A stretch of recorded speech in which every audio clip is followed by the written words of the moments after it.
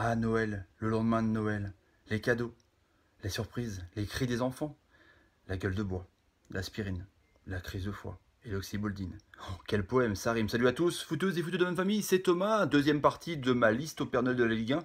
Je vous ai fait les 10 premières équipes hier, bon là je vous fais les 10 suivantes hein, pour compléter un peu cette liste. Donc j'ai tout écrit ici et je vais vous dire, je vais commencer donc par les amis strasbourgeois. J'aimerais bien que Strasbourg reste en Ligue 1 de par son stade magnifique, cette ambiance de ouf qui devient une antre imbattable où tout le monde se casse la gueule là-bas, même une des meilleures équipes européennes comme Paris Saint-Germain. Ce 12e homme exceptionnel qui pousse les Alsaciens à se sublimer et devenir une très très bonne équipe de Ligue 1. Donc rien que pour ça, je pense que certains clubs, certains stades, certains dirigeants devraient prendre exemple sur la façon qu'est fait le supporterisme alsacien et je trouve ça vraiment incroyable. Pour quand j'aimerais bien que les Canets arrêtent de siffler Julien Ferret. Parce que Julien Ferret est un ultime meneur de jeu à l'ancienne. Il n'y a plus beaucoup de joueurs de sa classe.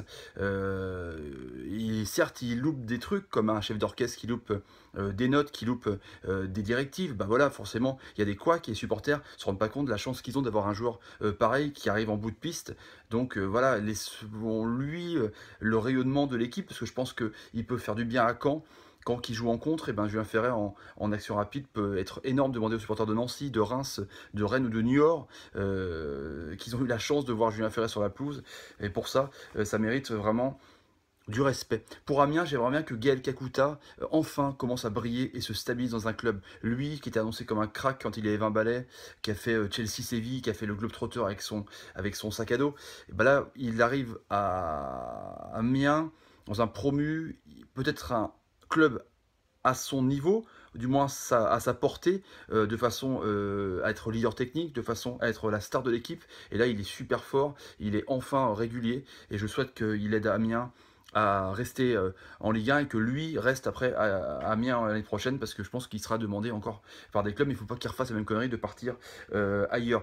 Pour 3, j'aimerais bien que beaucoup de jeunes prennent exemple sur Papy Nivet, le Quadra, hein, Benjamin Nivet à 40 balais avec cette hygiène de vie de fou, cette forme physique de malade mental qui a participé grandement à la montée de 3, qui va sûrement participer aussi au maintien de l'équipe troyenne. C'est complètement ouf et je pense que certains jeunes joueurs qui se gâchent avec des blessures récurrentes, notamment avec la nourriture ou les sorties, et ben je pense que Nivet peut être un exemple pour certains jeunes et je pense qu'il devrait voilà, en prendre de la graine, mode Ronaldinho on, évidemment. Pour Bordeaux, j'aimerais que Bordeaux retrouve des couleurs, retrouve une robe vraiment qui lui correspond, avec donc un stade plus rempli, que les dirigeants trouvent des moyens pour remplir la Matmut Atlantique. Parce que c'est important pour le championnat de France d'avoir un Bordeaux en Ligue 1 avec son histoire. C'est comme si, par exemple, Bordeaux était un grand vin, que la Ligue 1 était une cave et qu'il devait y avoir ce millésime historique des Girondins de Bordeaux et qu'il faut qu'il soit goûté pendant des années, ce bon vin encore. Et j'espère que Gourvenec, justement, restera à la tête pour qu'il puisse encore devenir le goûteur et rester le goûteur de ce grand vin. Pour Saint-Etienne, bah voilà, j'aimerais bien que les dirigeants arrêtent avec les recrutements de bouchers, les Pogba, les Mbengue, les KTC, TF Catherine, qui n'aurait jamais dû être sur le terrain actuellement, parce qu'il a blessé gravement Sarr, le Rennais, donc il aura pu prendre une suspension de 3 mois. Que Saint-Etienne, avec son histoire, sa légende, retrouve un aspect technique et que les supporters stéphanois qui sont exceptionnels, qui crient tout le temps, qui se déplacent tout le temps, et ben, ont du spectacle. Ils ont fait les 6 ans de Galtier. Là, ils sont tapés du Garcia qui était bien parti, mais c'était toujours de la défense. On leur promettait du jeu à la barcelonaise. Là, ils ont du Gasset, enfin du Sablé Gasset. Ça va être de l'urgence, j'ai l'impression, quoi. Donc, j'aimerais que les dirigeants se penchent sur un recrutement technique, par exemple Perrin en défense pour être accompagné de d'autres joueurs avec un profil plus de relanceurs et pas forcément des Golgoth, des bouchers, parce que voilà, Saint-Etienne, normalement, c'est du spectacle. Pour ma part, en tout cas, je trouve que il mérite que les Verts recommencent à rayonner sur la Ligue 1 et se requalifient en Europe. Pour Toulouse, j'aimerais bien que Duprat reste dans son rôle d'entraîneur. Il parle beaucoup à la télé, il fait souvent des sorties médiatiques, il n'arrête pas de chouiner, il n'arrête pas de toujours se plaindre, d'invectiver un peu les journalistes en disant vous comprenez rien. Il faudra qu'il reste à sa place et qu'il décide entre Canal+ et le banc, parce que je pense qu'il est en train de se perdre, et parce qu'il a vraiment un effectif de qualité. plus fort que Strasbourg, plus fort que Amiens, plus fort que Dijon même, avec des Durmaz, avec des Delors, des Corentin Jean, et voilà.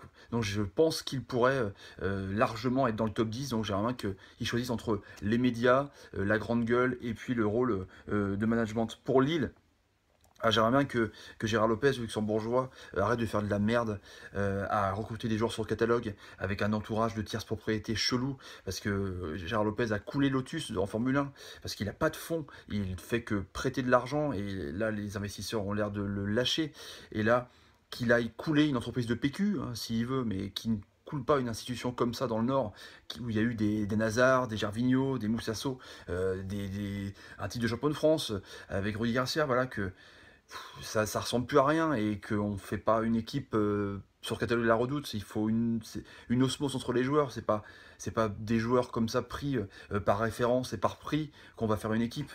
Forcément, voilà. Et donc il y a urgence et j'espère que Galtier y arrivera. Pour Angers, j'aimerais bien que Moulin choisissent entre la dalle angevine qui les a caractérisés à une époque, c'est-à-dire des Golgoth, du jeu physique et une tactique vraiment basée sur les coups de pied arrêtés, et le jeu de possession qu'ils essaient de mettre en place avec des joueurs qu'ils ont bien, des Keto Fanfon, des Mangani, mais voilà, il faut choisir, parce que là, 19e, l'urgence est qu'il faut prendre une direction. Donc, soit on revient à la dalle angevine, et donc on est pragmatique, comme le font beaucoup d'équipes de Ligue 1, et ça peut marcher, ou soit on essaie de jouer, et je pense que, vu que l'entraîneur n'est pas un entraîneur comme Deloglio ou comme Thierry Loret, avec une philosophie de jeu, et ben ça se cassera la gueule. Donc, je pense quitte à faire ça, à anticiper pour la Ligue 1, parce qu'à ce rythme-là, ils vont aller en Ligue 2, et en Ligue 2, ils n'auront plus le choix. Il faudra forcément du jeu un peu plus physique pour des guerriers, pour monter en Ligue 1. Et enfin, pour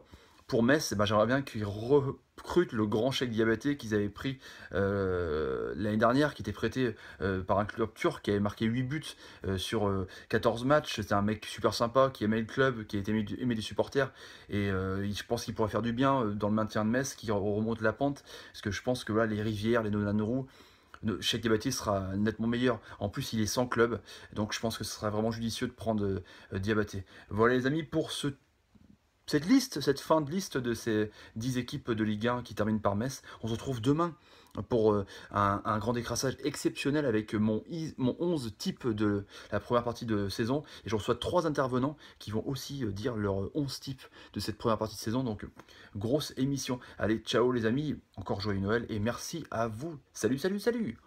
Cheikh Diabaté, c'est un grand joueur. Il faut le prendre.